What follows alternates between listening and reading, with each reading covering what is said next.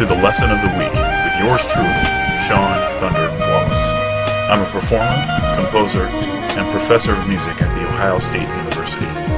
This weekly program is designed to inspire and inform the serious music student. We're all students here, so join me on the path of discovery as we learn together. You're asking me about your niche, finding what your niche is. Okay, and that's not the easiest thing to discover, because the niche is kind of a combination of things.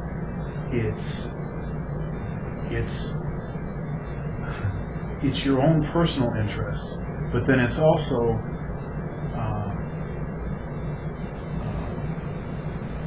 making that work with whatever the market is. So like for instance, I might really dig I don't know. I might really dig the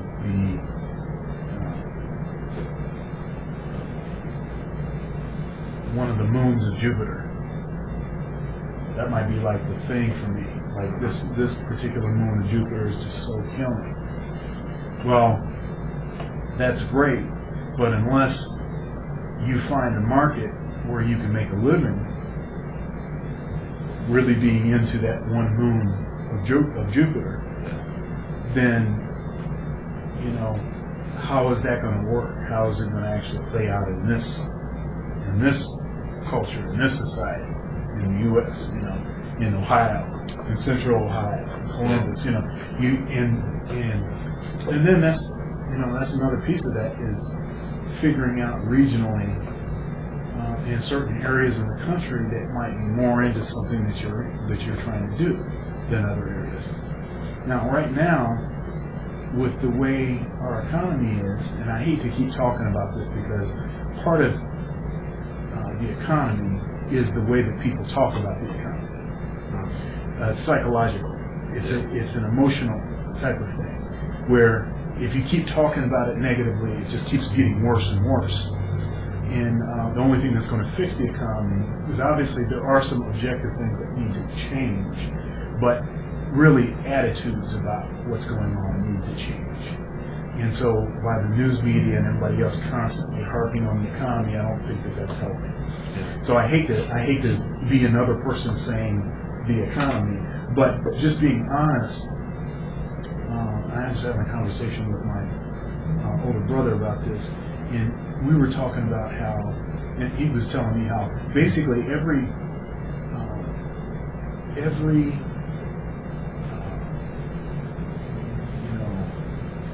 period of a boom in the arts, where a whole lot of stuff happened, like the Renaissance, the Harlem Renaissance, or even when you talk about like the bebop era, or you talk about the big band era, every single one of them were during a period of time in our country's history where the economy could support that. The economy could support that. And so people could actually play big band music, and that's all they wanted to play. I'm a big band alto saxophone player. That's all I want to do. And so they could do that, and it was fine. There's lots of work. There's lots of places to play. And then during other times in our country's history, when there wasn't as much work, you find less significant, developments in the arts during those periods. And this is the same for painting and for music and for dance and for everything, anything that's artistic. And so it's really a balancing act, and it's really a challenge. So it's like, what is your interest? Okay, my interest is I like to teach, and I like to play, jazz saxophone. Say those are that's like what you really enjoy doing. You like those two things. Okay, that's great. Well, one possibility is to do, is to do the music ed route. Yeah. And since there still is a shortage of good band directors, there's probably always going to be some space for someone. Okay? Now there's a lot of band directors out there. Okay? And band directors are losing their jobs too, right now. Yeah. But there's always space for another good band director. There's always space for another good musician that has solid skills. But at this time in our history, we might have to be more willing to do stuff along the way to getting to the place that we want to get to that isn't necessarily exactly what we want to do. And that's life. I mean, and even during the time that I was kind of out there shuffling around trying to figure out what I wanted to do, I knew what I wanted to do, but trying to find something that had a coherence, had an agreement with my skill set and with my values and with everything else that I said I like to deal with, and all the time I've been spending in the practice room with them, something that would actually utilize that stuff. And when I was running around, shuffling around, trying to figure it out, well, I mean, I took a lot of stuff. Now, it happened to be all stuff related to music in some way, but I took a lot of stuff that wasn't really specifically what I wanted to be doing. I mean, I was doing a lot of stuff that wasn't really specifically that, but in having those particular gigs, it taught me stuff. It taught me stuff that I use today. And even when I'm having this conversation with you, I couldn't have parts of this conversation unless I had gone through that myself. That's one thing. But then also, like, even talking about, people getting their writing chops together, or or getting their teaching chops really together, because you're not going to just be playing in clubs all the time, doing what your primary first love is. It just doesn't exist. And that whole pipe dream of moving to New York, oh yeah, I went to school, I'm ready to move to New York, everything's great now.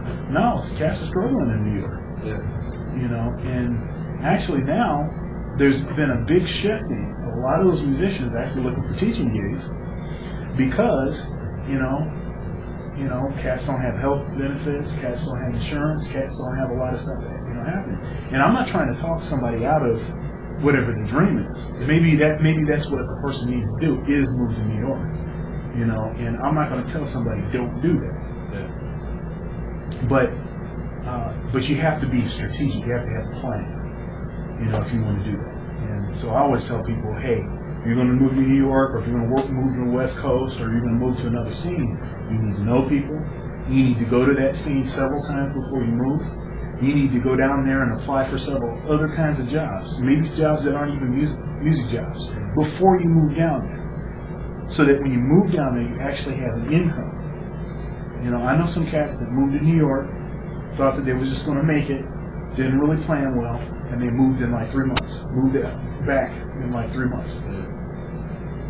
Cats that are killing players, cats that can really play, can read anything, play any style, were killing players, but they weren't plugged into the scene.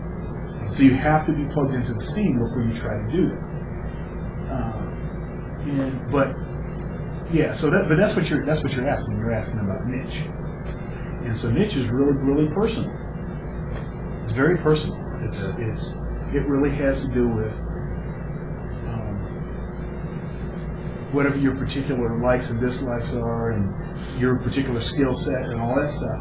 But then it has to do with finding that place in the scene, on the scene that can actually provide a stable living for you while you're continuing to develop yourself.